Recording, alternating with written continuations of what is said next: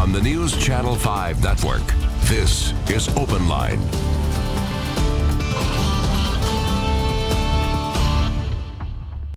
Hello everyone, welcome to OpenLine. Interesting show tonight. We are talking about the difficult and ever-changing challenges associated with educating children.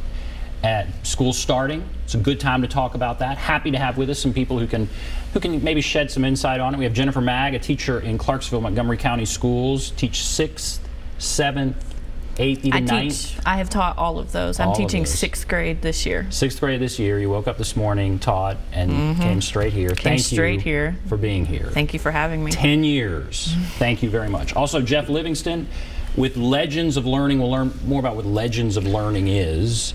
But I guess, what is it briefly? We make games for science classes, usually grades 6 through 8. Okay, and so when we talk about learning trends and that kind of thing, that's where we'll be kind of focusing. But let me ask you, Jennifer, what are you seeing as far as how difficult it is to make that connection, teach kids? How is that evolving, changing, just in the 10 years you've been teaching? It has changed a lot over the years. It has gone, in the elementary years, the kids are really excited to be at school. They love to be there. And then they start getting into their teenage years. They get to middle school and it's not as cool to be there. So one of the things that you really struggle with in the classroom is engaging your students. If your students aren't engaged in what you're teaching, they're not going to learn anything. So you have to capture their attention. It's almost like you're the ringmaster of a circus, and you're just trying to put on a show that they want to watch and they want to listen to. And another part of it is getting those relationships with your students, knowing what they like, what they don't like, being able to see if they're having an off day. And sometimes it just makes all the difference to those kids when you can tell that they're having an off day and you ask them, hey, what's going on? And they love having that relationship and know that somebody really truly cares about them. And that's, I mean, I have 100 students, and our schools are getting more and more students every single day, and it's hard to really build those relationships and not let those students fall through the cracks and feel like they are just a number. You really want them to come in every day and see a smile and be greeted by a teacher and feel that somebody really cares about them. Now, that is like the struggle, and I try to do it every day. And over the years, I think that's been the biggest part. Well, I bet. And I've heard, okay, when I went to school, it was more just reading, writing, arithmetic, and the teacher was up front, and I certainly took lots of notes and that kind of thing. That is changing, is that right? It is, right? Absolutely.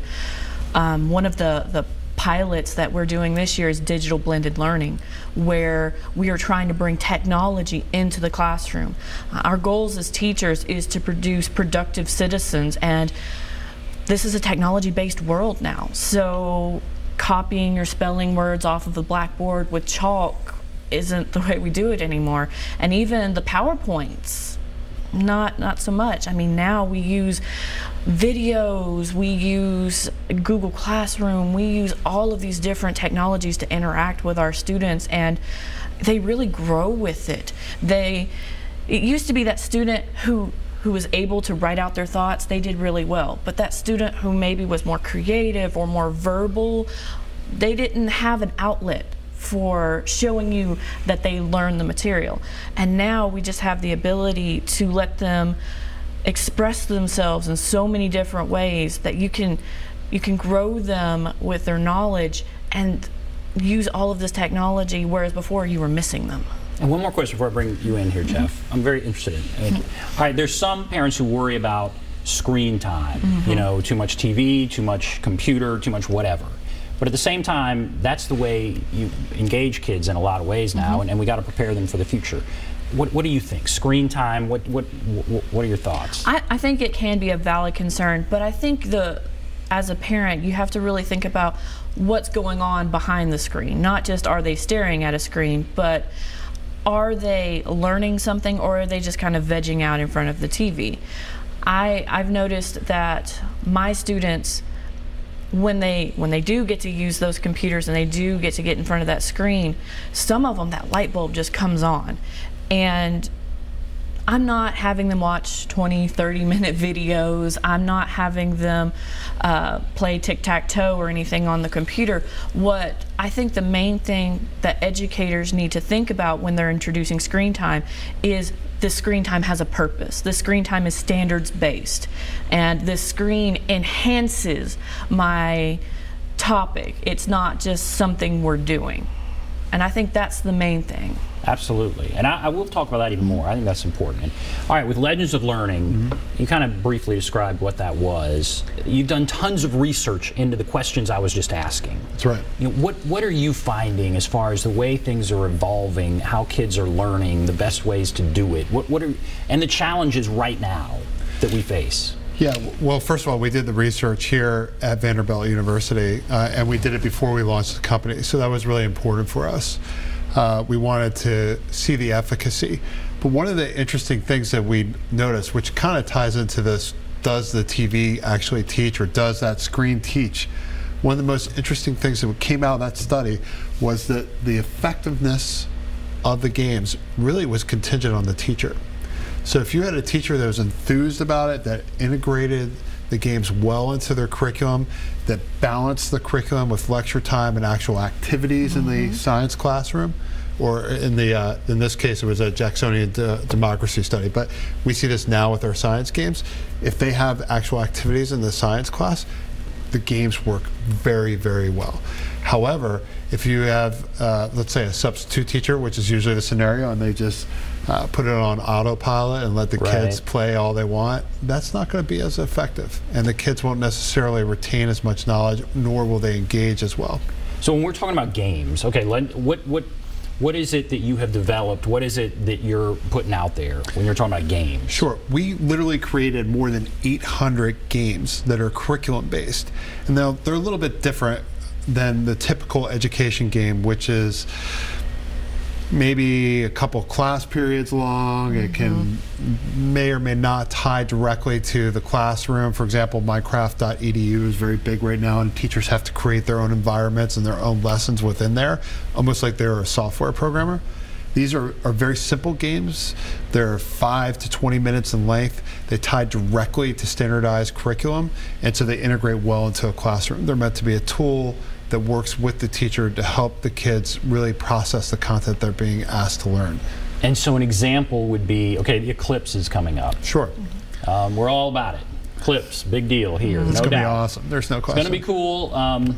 You can, glasses being recalled every day. Don't burn your retinas out. Yes, I mean, it seems like there's a new glass being recalled every day, but yeah, be careful. But all right, so what is a lesson game? What is something you all have put out there that would help teach that to kids? Well, we have an alpha game site, and we have roughly 6 games on there for people to sample, and 2 of them right now are solar eclipse games, or eclipse games to help people understand what the eclipse is, to help students understand it. If parents want their kids to see these games and understand what the eclipse is, they can access them. And so 2 of them are our most popular eclipse games. We have 8 overall, but Bubble Eclipse and Walter's Travels. And Walter's Travels will quiz you and kind of like take you through the different types of space travel and scenarios. And it really goes with the science behind the eclipse. I know Walter is I guess he's supposed to be a rat wizard or something like that, but he takes you to an area and you have to click on the different areas, and every place that you click on gives you information. Like in one spot you have to put the planets in the correct order, and then once you've mastered that, because you have to master it before you can move on, you can go to another area and you have to position the sun and the moon in the proper spot to get an eclipse. And once you master that, you can move on to another area. So it teaches you the science behind there using manipulatives, which a lot of students really need, because when you're talking about the sun and the moon, and especially your younger students, because those are 6th grade standards in Tennessee, sometimes it's hard for them to picture that. And so now they have a manipulative that they can actually change and see what happens. And I think for a lot of them it turns that light bulb on and they go, oh, I get what's going on now.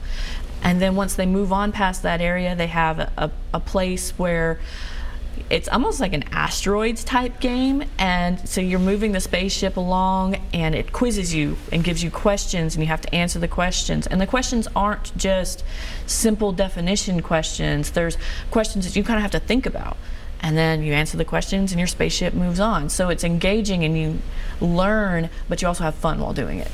Now I want to take a call here before we go to break. I want to go to Belinda. Hello, Belinda. Hi, I'm from Clarksville. I have a question, and the reason I have a question is because I have it backed up with a statement.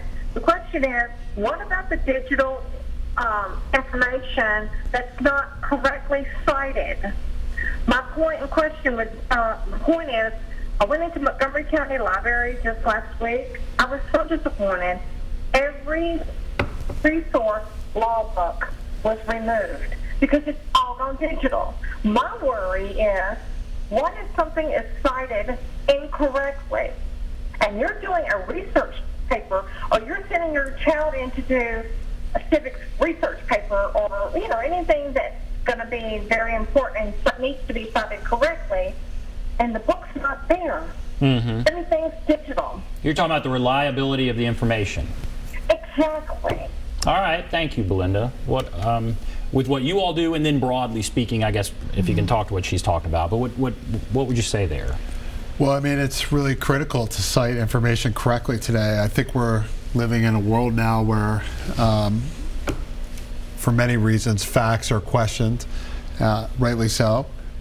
We do need to look at where information is coming from, and we see more and more instances of plagiarism. And I've been an author, I've had my stuff plagiarized, and it's never really a good experience, and I think it's really critical that we reinforce the integrity of data today. And one of the reasons why our games are built off of standards is we don't want to just say, hey, Legends of Learning has this great idea about what science should be. This is based off of national and state standards. I believe you're an NGSS state? We're not an NGSS state, but our standards derive from that. Right. So we worked off of the NGSS standards, and then we mapped to individual state standards. We don't create our own lessons. We work off of other people's lessons, and that's important to us. Yes, and you're right about sourcing things and that kind of thing. So here you have Belinda saying she's worried about this move toward a digital world, essentially. If somebody's worried about that, what do you say? One of the things that we like to focus on a lot is triangulating data. So you can find something online just about any topic, but if you can find 3 unique sources for that, basically 3 different places where they have original documentation showing that, it's highly likely that that's true. If you have one source where everybody keeps going back to, that one article they're pointing to. Right, like eclipses are caused when you stick your thumb in front of the sun. Well, that's probably unlikely. And to some extent, the ship is sailing. I mean, we are going to be more and more digital. Talk to her broader point about libraries. She's concerned about, this book now, I guess it's online or whatever. Books, we're still going to need them, or what? I guess let's talk about that. We have to take a break. All right, let's talk about the evolving nature of the classroom and the materials that are going to be in there. Some people just trust; they're just more used to books. But where are we headed? Let's talk about that. All right, we'll take a break. If you want to call in, there's a number, 615-737+, 615-737-7587. Take a break. Be back right after this.